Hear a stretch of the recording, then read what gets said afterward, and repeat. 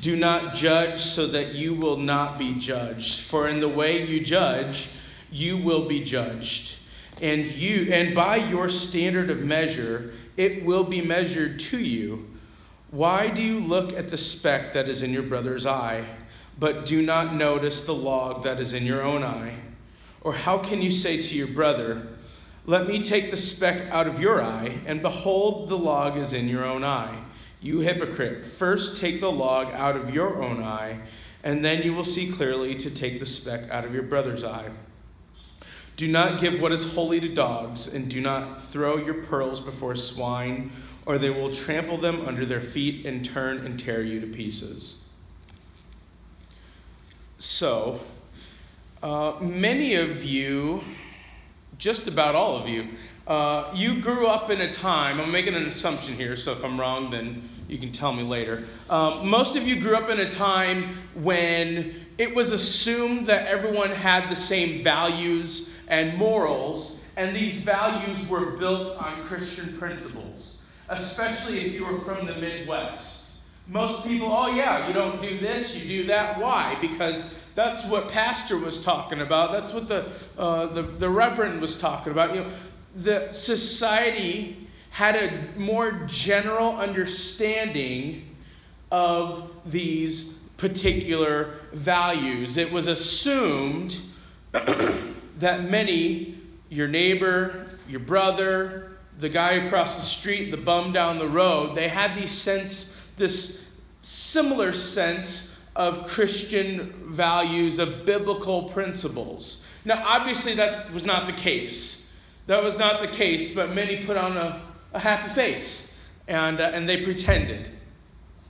Now, we live in what many call a post-Christian society. And what that means is Christian ideals or Christianity being the norm. It's not the norm anymore. It's not the standard anymore as it used to be. There are places such as the Midwest, the Bible Belt in the southeast of the United States. There are places where it's more generally assumed of these values, but by and large, these are not held as closely and unanimously as they used to. But despite the move away from these certain kinds of values, many people, whether in Mason City or New York City or San Diego, many people are aware of some phrases and some verses in the Bible. They might not know what it means exactly, but they'll hold on to the little sliver that they know, because yes, that's in the Bible.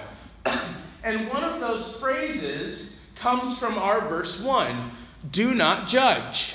Or you might hear, only God can judge me. Don't judge. You don't judge me. Only God can judge me. And in our society, people, they throw these words, these phrases around very casually. But to them, it means something far different than what Jesus meant.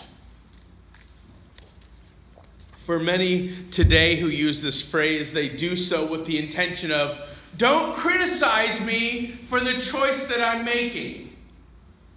If you have someone repeatedly walking into a wall, they're going to have a bloody face. But don't judge me. Don't criticize me for the choices that I'm making. We live in a society where judgment equals negative feedback, and people don't want negative feedback. They just want to be affirmed in their thoughts, affirmed in their actions. And, who can blame the millennials, right? Everyone wants to be affirmed. You don't want to walk down the street. I don't want anyone to tell me, oh, Kenyon, why are you doing that? You're so dumb. Oh, why are you doing that? You're so stupid. Everyone wants to be told they're doing well. But the problem is sometimes we need to be corrected. We need to be told that, you need to stop what you're doing. You're not making good choices right now. Sometimes we need that. sometimes we need someone to tell us that, because usually we don't come to that conclusion by ourselves. But before we become eager to tell someone else how crazy they are, oh yeah, someone needs to tell that girl what she's doing wrong. Well, I'll do it. Before we jump to the front of the line to do that, we need to make sure that we are not doing crazy things ourselves.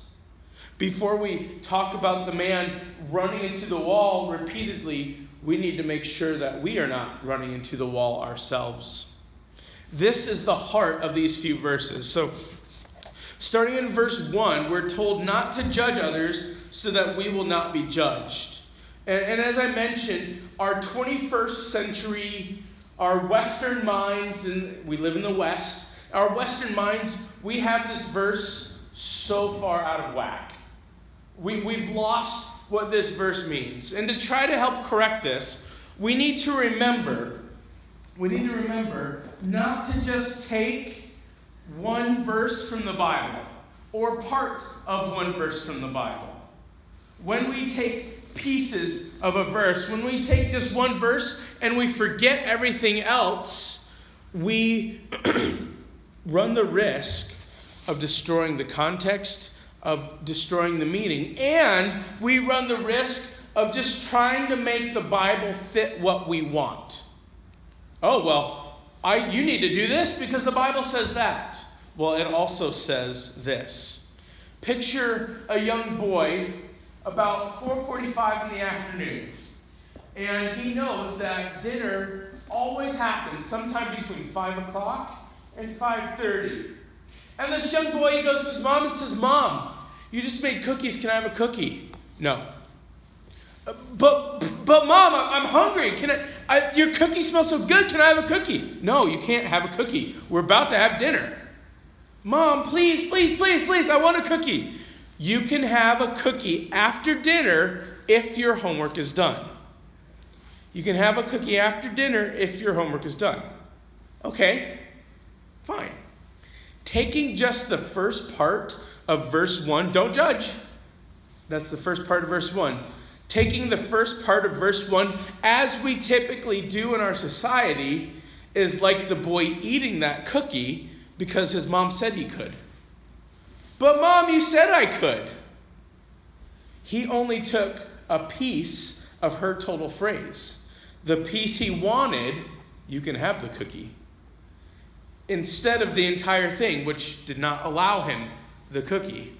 In this case, the first part of verse 1 is the "you can have a cookie." The rest of verse 1 through verse 5 is the "after dinner if your homework's done." So, not before dinner, and definitely not if your homework isn't done. It all goes together. It all goes together. Now, raise your hand if you've ever been in New York City. I've never been. I'd love to go. You hear stories of big buildings and dark alleys, and picture yourself in New York City, and you're walking alone, and there you are. Oh gosh, I can't remember where I am. There's my hotel, and your hotel is nice and bright, and you're tired, and you think, "Man, I can't wait to just crawl into bed." But you see your hotel on the other side of a long, dark alley. Do you walk down the alley, or do you go around the block? As you are making that decision, you're making a judgment call. You're making a judgment call. Should I go through this alley, or should I take the longer way around? You're making a judgment call. I spent the better part of the last couple weeks in the Sioux City area. The town I was in is called Hornick, Iowa. Hornick, Iowa. Hornick has about 215 people, so very small. And the power to town, the town flooded. Literally the entire town flooded. And the mayor, he cut power to the town. So everyone lost the food in their refrigerators, lost the food in their freezers. And while we were there, we were talking to this lady. And this lady, she said, "Yeah, I was going through some of my food in my fridge, and I found some cheese, and I don't think it's bad, so I think I'm going to keep it." And me, also some of my teammates, we were telling her, no, don't keep it. Get rid of it. You can buy more cheese. We were making a judgment that the cheese was not good for her. We were making a judgment on her behalf to get rid of it so she did not get sick. You and I, we make judgments every day. We make judgments every day. And this is not something that we need to be fearful of. The tone, the temperature of our society has made us, oh, well, don't judge anything ever. We make judgments every day. It's not something that we need to be fearful of. The warning that comes in verse 1, not to judge, that we need to take heed of, that we need to pay attention to, is putting someone in a particular position or speaking something about them without checking ourselves first. Do not judge more broadly means do not judge other people's mistakes and failings as you and I have our own. I should not point out the ketchup stain on his shirt when I have ketchup and mustard and relish and coffee on my shirt. Does he have a stain on his shirt? Yes. Do I have more? Yes. I think it was John a couple weeks ago who preached on Matthew chapter 6, just backwards a few verses, verses 14 and 15, and what needs to happen for God to forgive our transgressions. If we forgive other people, he will forgive us. The measure to which we judge, verse 2 talks about this. The measure to which we judge, we can expect the same. We can expect the same. On this subject, one commentary said it this way. The critic who is blind to his or her own failings is living in a make-believe world where one can exempt oneself from standards to which others are expected to conform. The critic who is blind to his or her own failings, the one who doesn't see their own faults, they are living in a make-believe world where one can exempt themselves from standards that others are expected to conform. You have to do it, but I don't have to do it, is what it's basically saying. So, well, it's time for some honesty here. Raise your hand if you have ever driven even 1 mile per hour over the speed limit.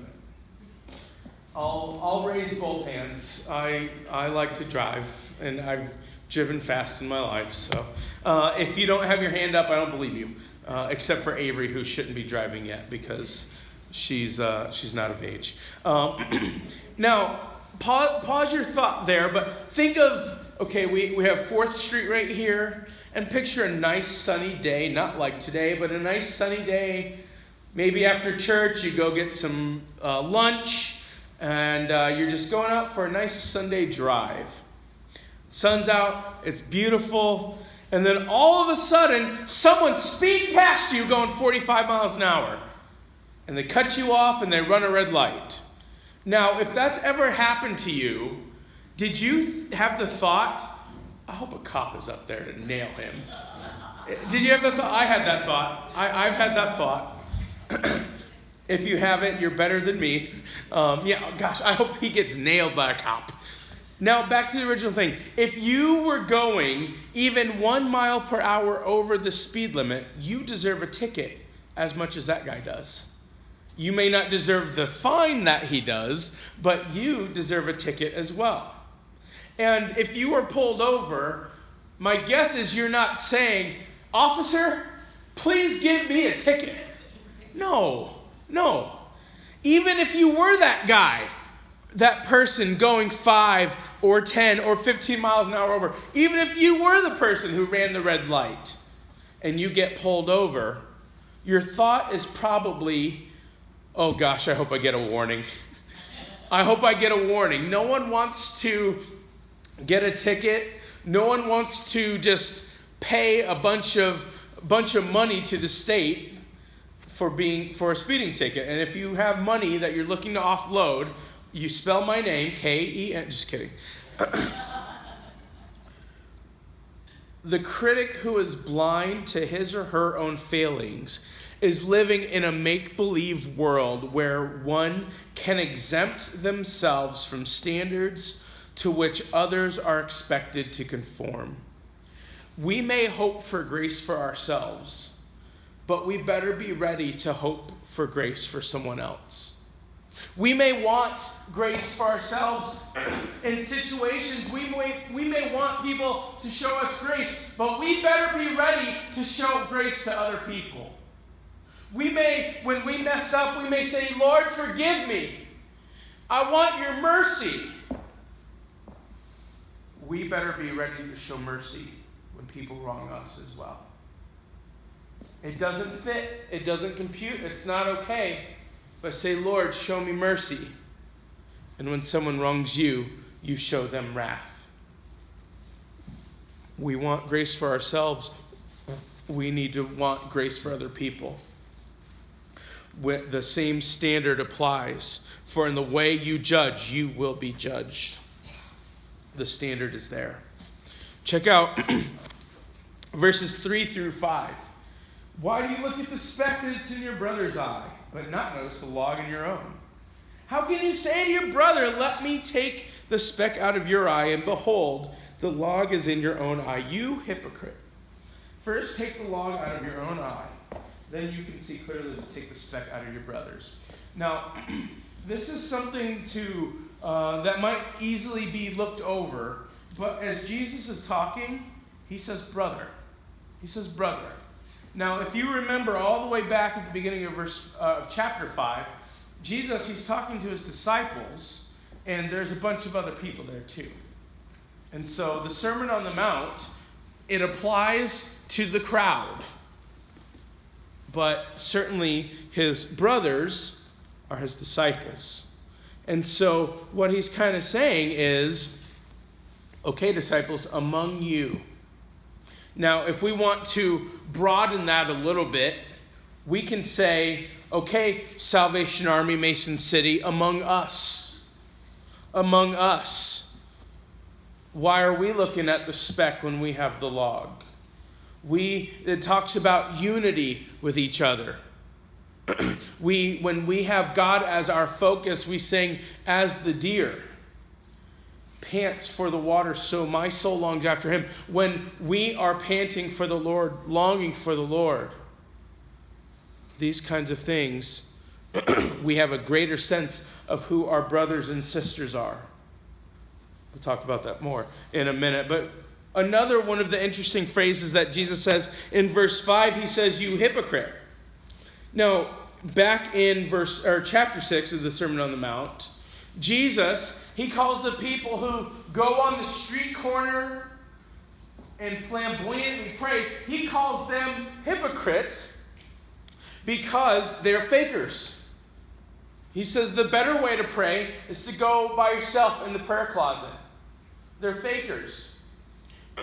Later in chapter 6, verse 16, he calls the people who fast, but they look gloomy. Oh, look at me, I'm fasting. Oh, look at my face, look at my robes. The people who he calls them hypocrites because they're putting on a show for sympathy. I'm so hungry, I haven't eaten all day, I'm fasting. Have pity on me. Jesus calls them hypocrites. They're putting on a show for sympathy. Now, that doesn't necessarily fit this mold, but Jesus uses the word hypocrite here because they're using a different standard for themselves versus other people.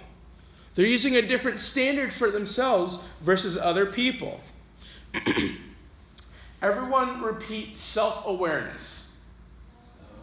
Self-awareness. Self-awareness is having an idea of who you are in light of who the people around you are.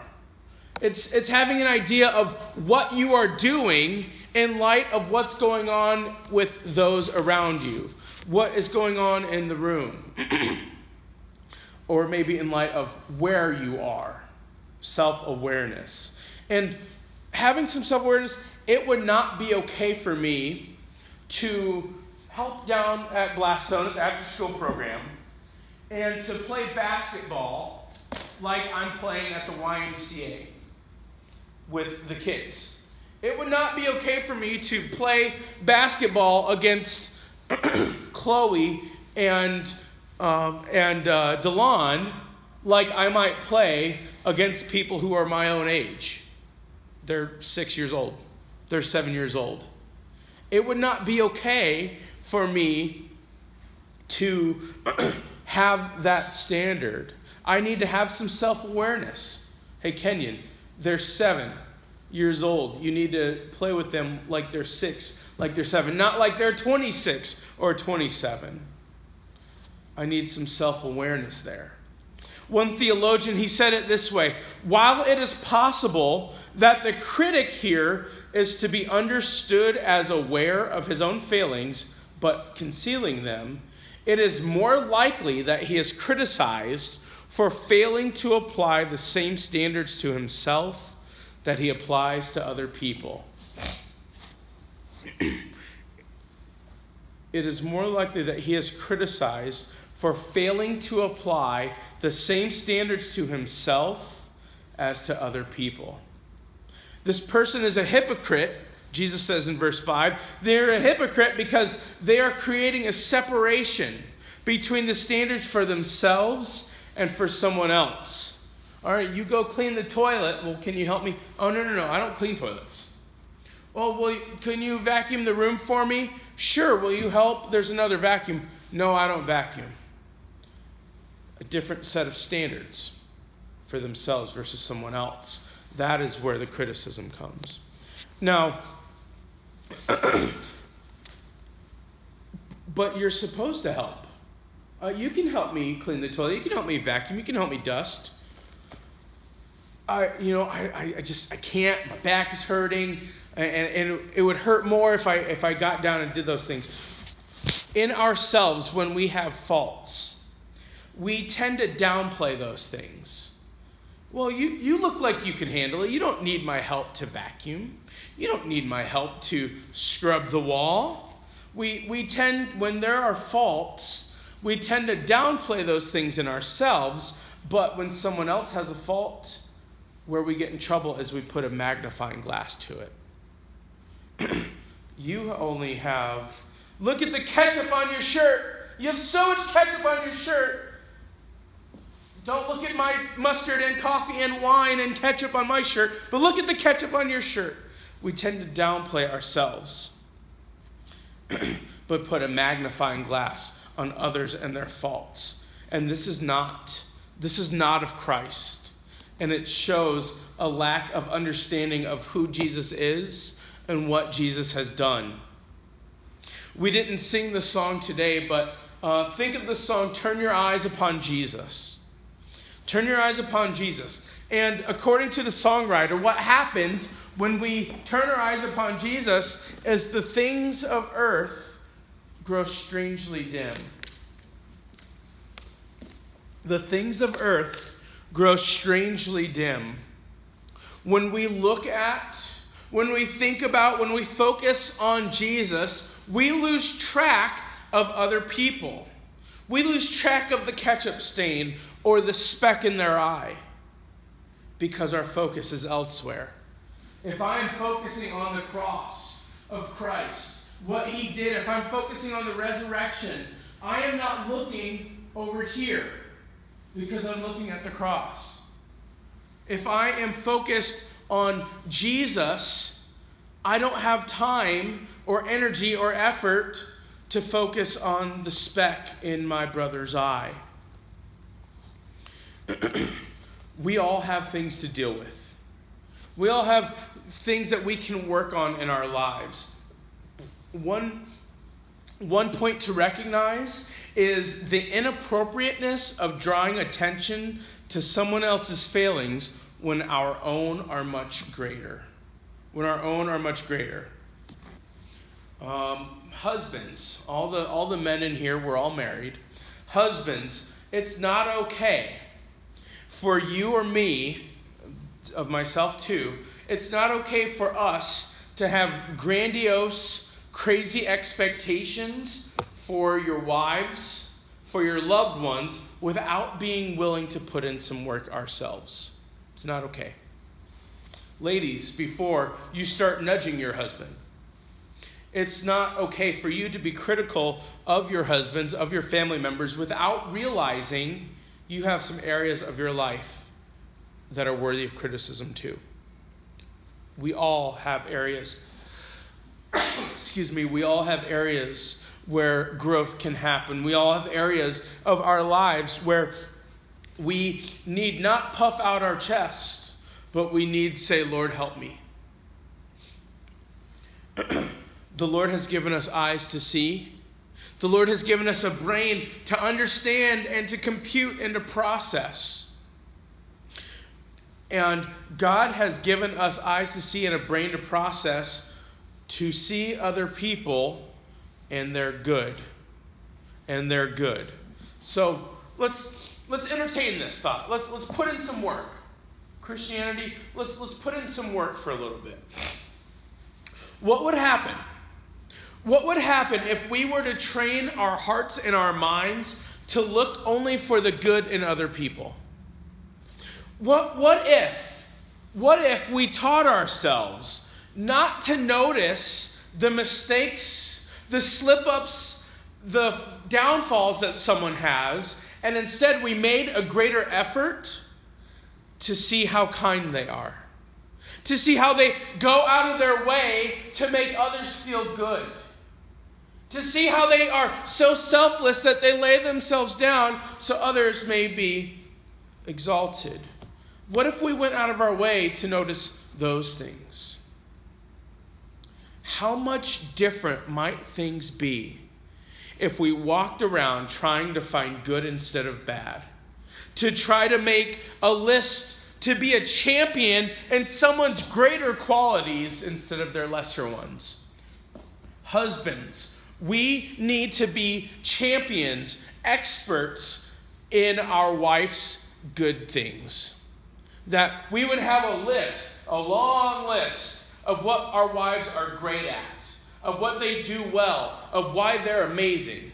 Wives, you should have a great list of your husband. You could go on and bore someone to tears about how amazing your husband is. Instead of, oh gosh, he does this all the time, and she is so terrible here, and he always does this, and she is the worst at that.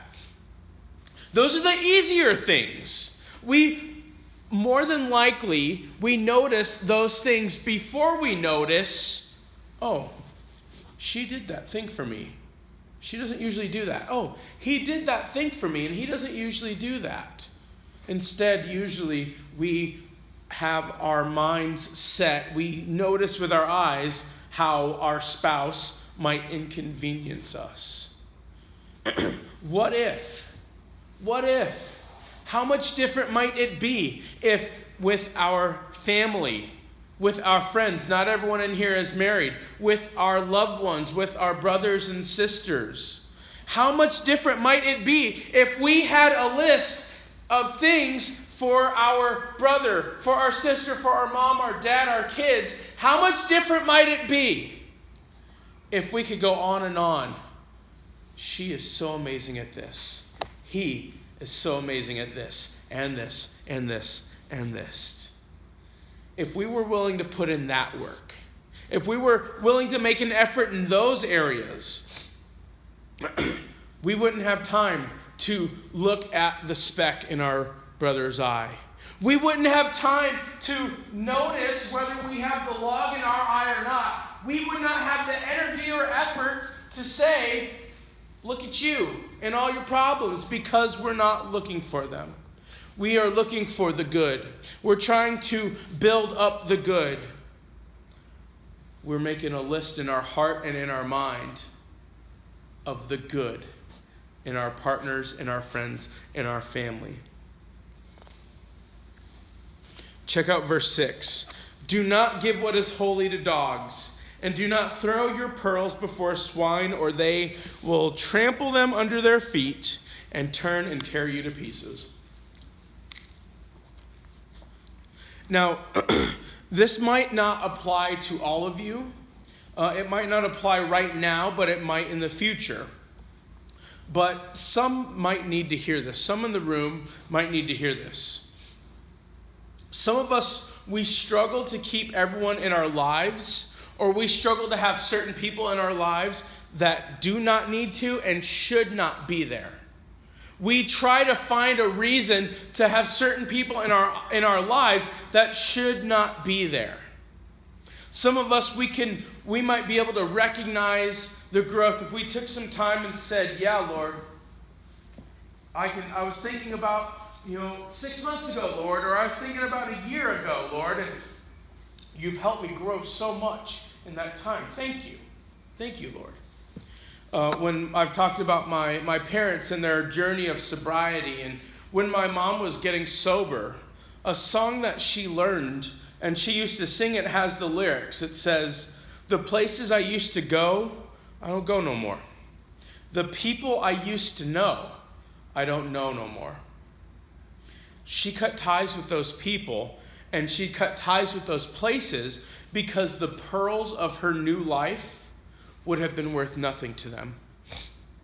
The pearls of her new life, of her growth, of what she's striving for, would have been worth nothing to them. Many of us realize, to the people that Jesus is talking to, pigs were unclean. Most of us probably remember that from a Bible study or a sermon. But we don't always think about dogs during this time. Were not cuddly little animals that you watch Wheel of Fortune with. Dogs were not what greeted you at the door when you were there with its tail wagging. Dogs were unclean, vicious animals.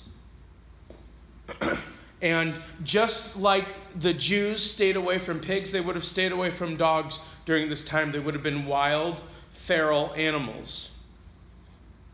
The judgment was cast on dogs and pigs, that good things were not presented to them.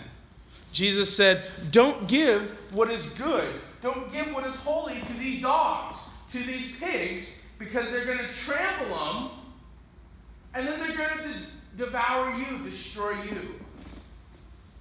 Were my mom to go back to those people she used to know, go back to the places she used to go, were she to do that, they don't have time for that. They don't care.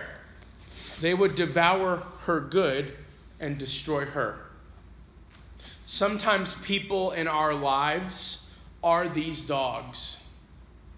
Sometimes people in our lives are these pigs. They want nothing but to destroy us. And that might be someone who pretends to be your friend. That might be a family member that you're stuck with because they're your family. There's a couple young ladies in here. That might be a boy who only wants to date you to sleep with you. That might be someone who wants to be friends with you because you are successful and they are not. We need wisdom as we deal with people. We need to recognize. Because again, Jesus has given us eyes to see, and we have a brain to understand. What God gives us is good and holy. And we need not put those things before swine, before dogs. Instead, we focus on Christ and allow Him to lead us and to guide us. As we get ready to conclude, let us realize that God's will for our lives is not that we might go around critically assessing people while neglecting the areas of decay of our lives. God has more for you and for me than to walk around to point out the stains on someone's shirt when our shirts have stains and holes in them. God does not desire for us, His body, to walk around looking for the flaws. Instead, God has given us eyes to see how we might love, how we might see him in our communities. When God looks at you, he does not dwell on your mistakes. He does not flood condemnation on you. Romans chapter 8, verse 1, it says, there is no condemnation for those who are in Christ Jesus. When God looks at you and you trip and fall, he doesn't point and laugh. He lavishes his love on you as he invites you forward, away from old and into new. John is going to start playing through the song that we sang, Be Thou My Vision. What if we prayed? What if we prayed and we said, Lord, give me eyes to see as you see. Give me eyes to see as you see. Oftentimes, we might not even condemn other people. We're so hard on ourselves. We condemn ourselves. We beat ourselves up.